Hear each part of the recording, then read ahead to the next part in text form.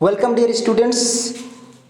इस वीडियो में हम लोग इन्वायरमेंटल स्टडीज़ को वन शॉट में समझेंगे। इसके पूरे सिलेबस को वन शॉट में कवर किया गया है आप सभी के एग्ज़ाम के हिसाब से।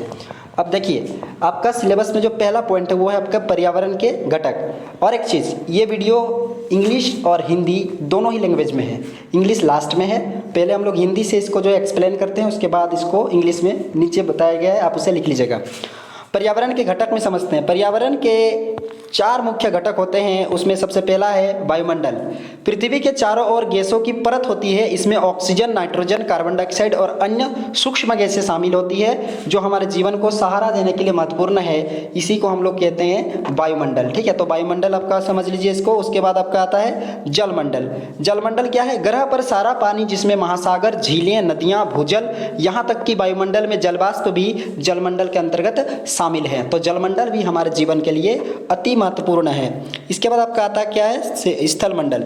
स्थलमंडल पृथ्वी की ठोस बाहरी परत, जिसमें चट्टानें, खनिज और मिट्टी शामिल है, इसे स्थलमंडल कहा जाता है। ठीक है, याद रखिएगा, स्थलमंडल में ठोस चीज़ें शामिल होती है, वायुमंडल में गैस चीज़ें शामिल होती है और जलमंडल में द्रव्य चीज़ें शामिल होती है। इसके बाद जीवमंडल, वो क्षेत्र जहाँ जीवन मौजूद है, जिसमें सभी जीवित जीव और अन्य घटकों के साथ उनकी बातचीत शामिल है, उसे हम लोग बोलते हैं जीवमंडल। देखिए, अगर स्थलमंडल, वायुमंडल और जलमंडल किसी जगह पे एक जगह आते हैं, ठीक है, स्थलमंडल भी है, वायुमंडल भी है और जलमंडल भी है, तो वो जगह जीवमंडल कहलाएगा। क्योंकि जीवित रहने के लिए तीनों मंडलों का साथ होना बहुत ही आवश्यक है। इसके बाद आते हैं हम लोग पॉइंट नंबर 2 पे। सेकंड पॉइंट है पर्यावरण का अध्ययन और उसका दायरा, है ना, उसका जो अध्ययन का दायरा है और उसका महत्व क्या है। पर्यावरण के अध्ययन में मनुष्य और उनके पर्यावरण के बीच बातचीत का अध्ययन शामिल होता है। इसका उद्देश्य प्रकृति पर मानवीय गतिविधियों के प्रभाव को समझना, पर्यावरणीय चुनौतियों का स्थायी समाधान खोजना। इस क्षेत्र का महत्व वर्तमान और भावी पीढ़ियों की भलाई के लिए पर्यावरण जागरूकता, संरक्षण और सतत विकास को बढ़ावा देने में निहित है। यानी कि यहाँ पर यह बताया जा रहा है कि मानवीय गतिविधियों के प्रभाव को हम लोग पर्यावरण पर समझेंगे कि इंसान जो है अपने कामों से पर्यावरण को कितना नुकसान पहुंचा रहा है और उन कामों को कैसे हम लोग रोक सकते हैं। जैसे फैक्ट्री बहुत ज़्यादा बनना या उनसे जो धुएं निकलते हैं वो धुएं पर्यावरण को प्रदूषित करते हैं। तो इंसान अपने लोभ की पूर्ति के लिए, अपने लोभ को यानी कि अपने लालच को भरने के लिए वो बहुत सारे ऐसे काम करता है जिससे पर्यावरण को नुकसान पहुँचता है। तो इन चीज़ों को बताया गया कि इनको कम करके हम लोग पर्यावरण को जो है सुरक्षित रख सकते हैं। क्योंकि पर्यावरण है तभी इंसान है, क्योंकि इंसान बिना पर्यावरण के ज़्यादा दिनों तक जीवित नहीं रह सकता है। स्थिरता और सतत विकास की अवधारणा। स्थिरता का तात्पर्य भविष्य की पीढ़ियों की अपनी ज़रूरत को पूरा करने की क्षमता से समझौता किए बिना वर्तमान की ज़रूरतों को पूरा करने की क्षमता से है। सतत विकास में प्राकृतिक संसाधनों की सुरक्षा करते हुए सभी के लिए जीवन की बेहतर गुणवत्ता सुनिश्चित करने के लिए संतुलित तरीके से आर्थिक विकास, सामाजिक कल्याण और पर्यावरण संरक्षण को बढ़ावा देना शामिल है। देखिए, ये पॉइंट जो है, इस पॉइंट को थोड़ा ध्यान से समझिएगा। ये स्थिरता और सतत विकास की अवधारणा। स्थिरता और सतत विकास की अवधारणा का मतलब होता है कि सतत विकास मतलब होता है आने वाली जो हमारी पीढ़ी है उस पीढ़ी को ध्यान में रखते हुए हम लोग अभी के संसाधन जैसे जल, जंगल, जमीन हो गया, ठीक है, पहाड़ पर्वत हो गए, इन सारे चीज़ों का उपभोग करें ताकि आने वाली हमारी जो पीढ़ी है उन पीढ़ी को भी, उनको भी इन चीज़ों का लाभ मिल सके। ठीक है, तो अगर उनको ये चीज़ लाभ नहीं मिल पाएगा तो एक प्रकार से ऐसा होगा कि उनको बहुत खराब लगेगा कि भाई हम लोग के लिए कैसा दुनिया हमारे पूर्वज छोड़ के चले गए। ठीक है, तो यहाँ पर क्या हो गया? ये हो गया सतत विकास की अवधारणा। उसके बाद है पारिस्थितिकी तंत्र। वेरी इंपॉर्टेंट पॉइंट है, याद रखिएगा। यहाँ पर जो है इसको मैंने छोटे रूप में बताया है, लेकिन इसको हो सकता है कि पारिस्थितिकी तंत्र से आप क्या समझते हैं, ये जीवन के लिए कैसे महत्वपूर्ण है, इसको विस्तार से बताइए, इसे पूछ सकता है। तो आप इसको याद कैसे रखिएगा? पारिस्थितिकी तंत्र किसी दिए गए क्षेत्र में परस्पर क्रिया करने वाले जीवों, जिसमें जैविक और अजैविक दोनों घटक शामिल होते हैं, एक जैविक समुदाय है। इसमें पौधे, जानवर, सूक्ष्मजीव, मिट्टी, हवा, पानी और अन्य तत्व भी शामिल होते हैं। यानी कि पारिस्थितिकी तंत्र वो तंत्र होता है जिसमें जीवित जीव और निर्जीव चीज, यानी जीवित और निर्जीव दोनों प्रकार के जीव शामिल होते हैं और जीवन का संचालन करते हैं। याद कीजिए, स्थलमंडल, जलमंडल, वायुमंडल। ठीक है, यहाँ पर जीवित चीज भी हैं और निर्जीव भी हैं और दोनों मिलके जो है जीवन चला रहे हैं। जैसे हम लोग को जिंदा रहने के लिए क्या मिट्टी पर, पानी पर, हवा पर निर्भर रहना नहीं पड़ रहा है। तो कहीं ना कहीं ये चीज़ें भी, मतलब निर्जीव चीज़ भी जीवित रहने के लिए बहुत अनिवार्य है। ठीक है, बिना हवा के आप जीवित नहीं रह सकते। तो जरा सोचिए, ऑक्सीजन तो एक निर्जीव है, निर्जीव चीज़ है ना, वायु निर्जीव है, तो सोचिए कि उसके बिना आपको जिंदा रहना मुश्किल है। तो मतलब जीवित रहने के लिए भी निर्जीव चीज़ों का होना अनिवार्य है। तो पारिस्थितिकी तंत्र में क्या होता है, जैविक यानी जिंदा, अजैविक यानी कि जो जीवित नहीं है, दोनों का मिश्रण होता है पारिस्थितिकी तंत्र। ठीक है, अब आते हैं हम लोग पारिस्थितिकी तंत्र की संरचना किस प्रकार से की गई है। तो पारिस्थितिकी तंत्र की संरचना उसके जैविक और अजैविक घटकों पर आधारित होती है। जैविक घटक में जीवित चीज होते हैं और अजैविक घटक में ऐसे चीज होते हैं जो कि निर्जीव होते हैं, जैसे तापमान, पानी, सूरज की रोशनी। पारिस्थितिकी तंत्र के कार्य क्या है? पारिस्थितिकी तंत्र 3 मुख्य कार्य करते हैं: भौतिक प्रक्रियाएं, खाद्य श्रृंखलाओं और पारिस्थितिकी पिरामिडों के माध्यम से ऊर्जा का प्रवाह। यानी कि पारिस्थितिकी तंत्र में जो मेन पॉइंट होता है वो होता है ऊर्जा का प्रवाह। ऊर्जा का प्रवाह सजीव से सजीव में, सजीव से निर्जीव में, फिर निर्जीव से सजीव में, ऐसे चलते रहता है। अब इसको समझिए, अगर कोई मान लीजिए छोटा सा एक चूहा है, वो चूहा जो है छोटे छोटे कुछ घास वगैरह खाता है, ठीक है। तो घास खाकर जब मान लीजिए कि उसको उम्र हो गया, मर गया, तो जब वो मर गया तो कहाँ गिरा? जमीन में गिरा। जमीन में छोटे छोटे सूक्ष्म जीव उसको खा के मिट्टी में मिला देंगे, फिर उसी मिट्टी से पौधे उगेंगे, फिर वहीं पौधा को जो है दूसरा कुछ खाएगा, दूसरा जीव खाएगा। तो इस प्रकार से समझिए कि ये प्रोसेस चल रहा है, यानी कि जीवित निर्जीव बन रहा है, निर्जीव फिर से जीवित बन रहा है, जीवित निर्जीव, निर्जीव फिर से जीवित। तो ये प्रक्रिया क्या है? ऊर्जा का प्रवाह हो रहा है, यानी एनर्जी का फ्लो ऑफ एनर्जी हो रहा है। इसके बाद आता है जैविक प्रक्रियाएं, जिसके अंतर्गत खाद्य श्रृंखला, खाद्य जाल और पारिस्थितिकी उत्तराधिकार जैसे जीवों के बीच पारस्परिक क्रिया होती है। यानी कि खाद्य श्रृंखला के बारे में मैंने आप लोगों को बताया था कि वो श्रृंखला जिसके तहत भोजन का जो पोषकता है, जो पौष्टिकता है, जो न्यूट्रिशंस है, वो एक से दूसरे में ट्रांसफर होते हैं। जैसे मान लीजिए घास में जो पोषक तत्व है उसको खाया टिड्डे ने, टिड्डे को मान लीजिए कि खा लिया चूहे ने, चूहा को जो है खा लिया मान लेते हैं कि सांप ने, सांप को खा लिया चिड़िया, गिद्ध ने।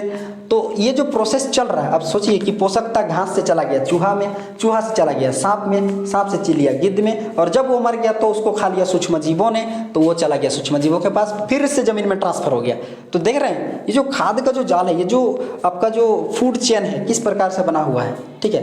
तो ये जो फूड चेन या फूड ट्रैप बोलते हैं, ये इस प्रकार से बना हुआ है कि पोषकता, पौष्टिकता जो है ना वो यहीं पे घूम रहा है।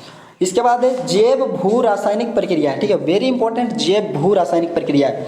इनमें पोषक तत्व चक्र शामिल होता है, जो कार्बन चक्र, नाइट्रोजन चक्र, फास्फोरस चक्र आदि आवश्यक तत्वों का पुनर्चक्रण सुनिश्चित करता है। आप लोगों ने कार्बन चक्र के बारे में पढ़ा होगा, नाइट्रोजन चक्र के बारे में पढ़ा होगा, ठीक है, और फास्फोरस चक्र, इन चक्र के बारे में थोड़ा सा रिसर्च कर लीजिएगा।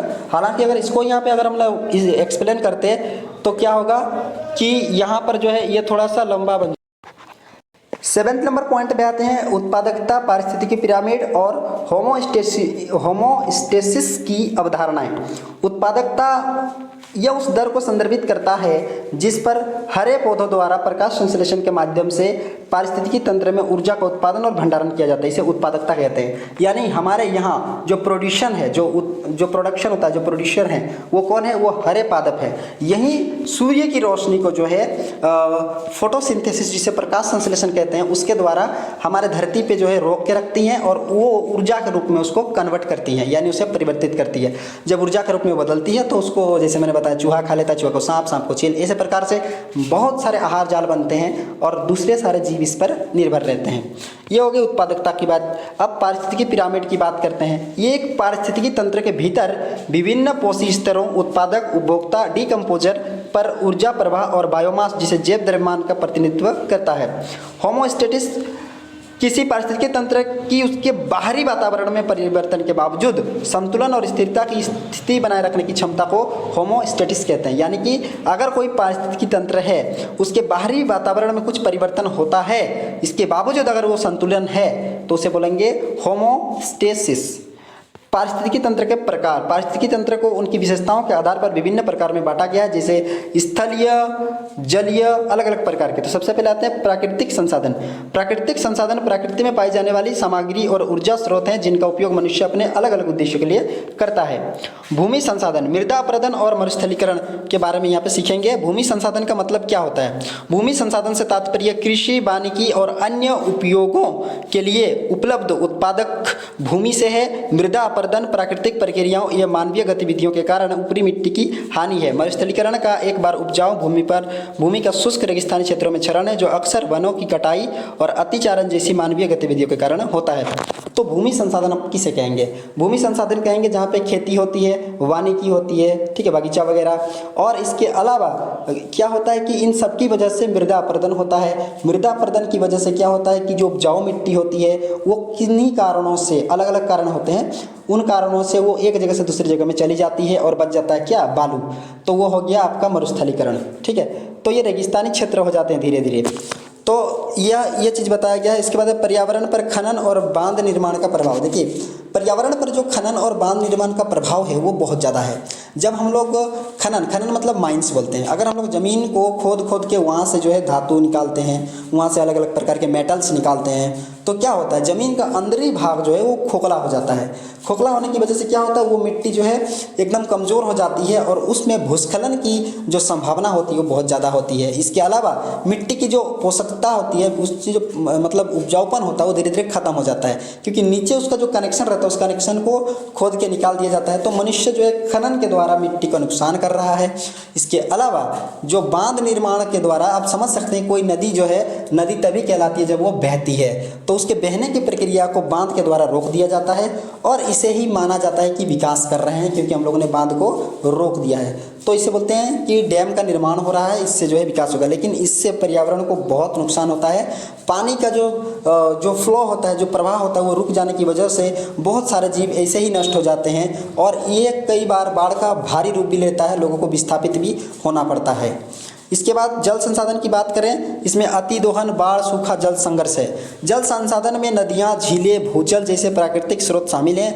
अत्यधिक दोहन तब होता है जब पानी की प्राकृतिक रूप से पूर्ति की तुलना में तेज़ी से उसकी खपत होती है, यानी लोगों की संख्या बढ़ रही है और पानी का दोहन बहुत ज़्यादा हो रहा है। और बाढ़ की घटनाएं कब होती है? जब पर्यावरण अपने चरम स्थिति पर होता है। अगर बहुत ज़्यादा बारिश हो जाए तो बाढ़ की घटना हो जाएगी, बारिश एकदम ही ना हो तो सूखा की घटना हो जाएगी। और जल संघर्ष का कारण क्या होता है? अलग अलग क्षेत्रों में क्या होता है, जल को लेकर बंटवारा होता है, ठीक है, और उस वजह से जो है जल संघर्ष होते रहते हैं, यानी कि जल को लेकर लड़ाई होती रहती है। आप तो जो है नर्मदा नदी, ठीक है, इसके अलावा कावेरी नदी, सिंधु नदी, बहुत सारे ऐसे नदी हैं जहाँ पर जल संघर्ष हुए हैं। लोगों को पानी को लेकर झगड़ा होता है कि नहीं ये हमारा पानी, नहीं ये हमारा पानी है। तो इस वजह से, क्योंकि मनुष्य की संख्या इतनी ज़्यादा हो रही है, जिससे कि पानी वगैरह भी अब युद्ध का कारण बन रहा है। इसके बाद हम लोग बढ़ते हैं ऊर्जा संसाधन में। ऊर्जा संसाधनों को दो मुख्य श्रेणियों में वर्गीकृत किया गया है, नवीकरणीय ऊर्जा स्रोत और गैर नवीकरणीय ऊर्जा स्रोत। नवीकरणीय ऊर्जा स्रोत में जिसको हम लोग दोबारा से नया कर सकते हैं या नया ऑटोमेटिकली हो जाता है, जैसे सौर ऊर्जा, पवन ऊर्जा, जल ऊर्जा, भूतापीय ऊर्जा, बायोमास। ये सारी चीज़ें आप लोगों ने क्लास 10th में पढ़ी होंगी। इसमें क्या होता है कि इसमें नई ऊर्जा वापस पुनः बन जाती है। जैसे सूर्य की रोशनी बहुत ज़्यादा आती है, आप इसका यूज करते रहिए लेकिन फिर भी ये ख़त्म नहीं होगा। हवा, पवन ऊर्जा, ठीक है, ये यूज करते रहिए, ख़त्म नहीं होगा। तो जल ऊर्जा हो गया जिससे इलेक्ट्रिसिटी बनती है। इसके अलावा बायोमास, जिसे हम लोग गोबर गैस बोलते हैं, ये क्या है, प्राकृतिक रूप से मिलती है। और गैर नवीकरणीय में जो चीज़ का बहुत ज़्यादा पहले उपभोग होता था अभी भी हो रहा है, जैसे कि कोयला, पेट्रोल, ठीक है, परमाणु ऊर्जा, ये सब सीमित हैं। और इन चीज़ों का उपयोग अगर आप ज़्यादा करेंगे तो ये एक समय ख़त्म हो जाएंगे, फिर उस समय तकलीफ होगा जबकि सारे ऊर्जा के संसाधन खत्म हो जाएंगे, ठीक है। इसलिए अभी आप अपने आसपास देख सकते होंगे लोग इलेक्ट्रिक्स बाइक्स की और इलेक्ट्रिक्स कार्स की और जो है अपना पैसा को इन्वेस्ट कर रहे हैं, वो सब खरीद रहे हैं, ना कि पेट्रोल से चलने वाली गाड़ियाँ। क्योंकि ये हम लोग पहले से पढ़ते आ रहे हैं कि पेट्रोल, कोयला आने वाले 50-100 सालों के अंदर ख़त्म हो जाएंगे। तो इसलिए अभी से जो है बैटरी पर फोकस किया जा रहा है। इसके अलावा आता है आपका जैव विविधता एवं संरक्षण। जैव विविधता क्या है? पृथ्वी पर अलग अलग प्रकार के जीव रहते हैं, ठीक है, और ये जीव अलग अलग जब रहते हैं तो एक दूसरे की प्रजाति जो है पारिस्थितिकी तंत्र और आनुवंशिकता के कारण विविधता में शामिल हो जाती है। यानी कि हो सकता है कि उनका वातावरण अलग हो सकता है कि उनका डीएनए अलग हो, जिस प्रकार से उसमें विविधता आ जाती है। देखिए, यहाँ हाथी है तो शेर है, भालू है, हिरन है, छोटे छोटे कीट पतंगे हैं, हवा में उड़ने वाले पक्षियाँ हैं, ठीक है। तो यहाँ पर जो है तरह तरह के जीव रहते हैं, तरह तरह के पेड़ पौधे रहते हैं, तरह तरह के निर्जीव चीज़ें हैं। तो इसी को जो सजीव चीज़ें हैं उनको जैव विविधता कहते हैं, ठीक है। तो इनका संरक्षण करना अति आवश्यक है, क्योंकि जैव विविधता है तभी जीवन है। किसी एक चीज़ को लेकर दुनिया को नहीं चलाया जा सकता। अगर आप सोच लीजिए कि दुनिया में सिर्फ इंसान ही होते, बाकी कोई भी जीव नहीं होता, तो क्या इंसान जीवित रह पाता? नहीं। वो निर्भर है, भले डायरेक्ट नहीं इनडायरेक्ट रूप से, लेकिन वो सभी जीवों पर निर्भर है, वो पेड़ पौधों पर निर्भर है। जैविक विविधता के स्तर, जैविक विविधता का अध्ययन 3 स्तरों पर किया जाता है: आनुवांशिक विविधता, प्रजाति विविधता और पारिस्थितिकी तंत्र विविधता। ठीक है, वो कौन कौन सी विविधता होती है? एक विशिष्टता के भीतर अगर कोई चीज़, जैसे डीएनए के अंदर चेंजेस होते हैं, तो ये क्या होता है? आनुवांशिक विविधता। ठीक है, इसके अलावा प्रजाति विविधता, अगर प्रजातियों की संख्या अलग अलग है, भिन्न प्रजातियों की संख्या है, तो उसमें होती है, उसमें अलगपन आ जाता है। और पारिस्थितिकी तंत्र विविधता मतलब पारिस्थितिकी तंत्र के कारण, यानी कि वायुमंडल, वातावरण के वजह से, जलमंडल की वजह से अगर कोई परिवर्तन होता है तो वो हो गया पारिस्थितिकी तंत्र विविधता। अब आते हैं जैव विविधता यानी हॉटस्पॉट। हॉटस्पॉट क्या है? जैव विविधता हॉटस्पॉट असाधारण रूप से उच्च स्तर की प्रजातियों की विविधता वाले क्षेत्र हैं, लेकिन निवास स्थान के विनाश और प्रजातियों के नुकसान के महत्वपूर्ण खतरे में भी आती है। ये हॉटस्पॉट है और ये खतरा स्थल भी हो सकता है, क्योंकि यहाँ पर बताया जा रहा है कि असाधारण रूप से उच्च स्तर की प्रजातियों की विविधता वाली क्षेत्र होती है। ठीक है, और अगला है आपका भारत की स्थानिक और लुप्तप्राय जातियाँ। स्थानिक प्रजातियाँ कौन कौन से हैं? जो केवल एक विशिष्ट भौगोलिक क्षेत्र में पाई जाती है, एक खास जगह पे पाई जाती है, उसे बोलते हैं स्थानिक। ठीक है, और जो लुप्तप्राय प्रजातियां हैं वो विलुप्त होने के लिए उच्च जोखिम का सामना कर रही है, तो वो लुप्तप्राय प्रजातियां हैं। ठीक है, जो नष्ट होने वाली, जो खत्म हो रही है, उसे लुप्तप्राय प्रजातियां कहती हैं। इसी को IUCN लाल सूची मानदंड और श्रेणियों में रखा जाता है। IUCN का फुल फॉर्म अगर पूछे तो होगा international union for conservation of nature. International union for conservation of nature प्रजातियों को उनकी संरक्षण स्थिति के आधार पर न्यूनतम चिंता से लेकर विलुप्त तक लाल सूची में वर्गीकृत किया गया। यानी कि लाल सूची में रखा जाता है कि ये जो है धीरे धीरे खत्म हो रहा है, बहुत जल्द जो है ये खत्म हो जाएगा, तो उसको लाल सूची में यानी रेड बुक में रखा जाता है। जैव विविधता को खतरा। ठीक है, अब जैव विविधता किससे खतरा है? आप सोच सकते हैं कि मानवीय गतिविधियों के कारण, मनुष्य के कारण ही इस पृथ्वी के प्रत्येक चीज को खतरा फिलहाल तो इसी की वजह से है। अब इसके बाद अगला पॉइंट आता है आपका जैव विविधता संरक्षण की रणनीतियाँ। तो संरक्षण प्रयासों का उद्देश्य जैव विविधता की रक्षा करना होता है, स्थायी प्रबंधन करना होता है, यथा स्थान संरक्षण प्रजातियों और पारिस्थितिकी तंत्र को उनके प्राकृतिक आवासों में संरक्षित करना चाहिए, जैसे कि राष्ट्रीय उद्यान हो, वन्य जीव अभ्यारण्य हो और बायोस्फीयर हो। यानी कि अगर हम लोग नेशनल पार्क्स बहुत ज़्यादा बनाते हैं तो वहाँ पर जीवों का संरक्षण हो सकता है, क्योंकि नेशनल पार्क्स जो होते हैं या फिर वन्य जीव अभ्यारण्य जो होते हैं, वहाँ पर जीव अपने आप को सुरक्षित महसूस करते हैं, क्योंकि वहाँ पर इंसानों की गतिविधियाँ कम होने लगती है। पूर्व स्थानीय संरक्षण यानी प्रजातियों को उनके प्राकृतिक आवास के बाहर भी सुरक्षित रख सकते हैं। अक्सर चिड़ियाघर में रख सकते हैं, वनस्पति उद्यान में रख सकते हैं, बीज बैंकों में बंदी प्रजनन कार्यक्रमों के माध्यम से, यानी कि चिड़ियाघर में भी रखकर जीवों को संरक्षित किया जा सकता है। तो ये पूरा हिंदी इसका जो है पूरा सिलेबस का हिंदी जो है एक एक्सप्लेनेशन था। अब उसी चीज़ को यहाँ पे इंग्लिश में बताया गया है। अगर आप इंग्लिश मीडियम के स्टूडेंट हैं तो आप इसको लिख सकते हैं। देखिए वही चीज़ लिखा हुआ है, कंपोनेंट ऑफ इन्वायरमेंट। ठीक है, यहाँ पर कंपोनेंट ऑफ इन्वायरमेंट में दिया है the environment consist of 4 main components, atmosphere, hydrosphere, lithosphere. ठीक है, जिसके हम लोग ने वायुमंडल, स्थल मंडल, जलमंडल के बारे में पढ़ा, बायोस्फेयर, उसके बाद हम लोग ने जैव मंडल के बारे में पढ़ा, scope and importance of environmental studies ये हम लोग ने पढ़ा। उसके बाद ठीक है, एक एक चीज़ आप इसको देख लीजिए, लिख लीजिएगा, concept of sustainability and sustainable development. इसके बाद आपका है इकोसिस्टम यानी पारिस्थितिकी तंत्र, इस चीज़ को एक्सप्लेन किया। उसके बाद स्ट्रक्चर ऑफ इकोसिस्टम, उसकी संरचना के बारे में बताया, फंक्शन ऑफ इकोसिस्टम। ठीक है, ये पॉइंट्स है, उसके बारे में नीचे में एक्सप्लेन है। उसके बाद concept of productivity, ecological pyramids and homeostasis. ठीक है, ये पढ़े हम लोग ने।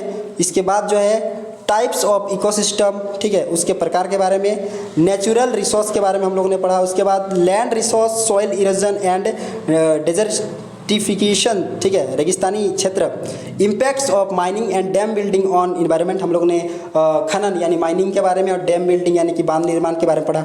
वाटर रिसोर्स, ओवर्स explosions, floods, droughts and water conflicts, जल संघर्ष के बारे में पढ़ा। ठीक है, एनर्जी रिसोर्स के बारे में हम लोग ने पढ़ा। इसके अलावा बायोडाइवर्सिटी एंड कंजर्वेशन, ठीक है, किस प्रकार से उसकी सुरक्षा करें, level of biological diversity, biodiversity, hotspot. उसके बाद endemic and endangered species of India. उसके बाद हम लोग ने IUCN red list criteria and categories के बारे में था, international union for conservation of natures. ठीक है, इसके बारे में पढ़ा। इसके बाद थ्रेट्स टू बायोडाइवर्सिटी और बायोडाइवर्सिटी कंजर्वेशन स्ट्रेटेजी, किस प्रकार से इसका संरक्षण किया जाए। अंतिम रूप से ये आपका यहाँ पे समाप्त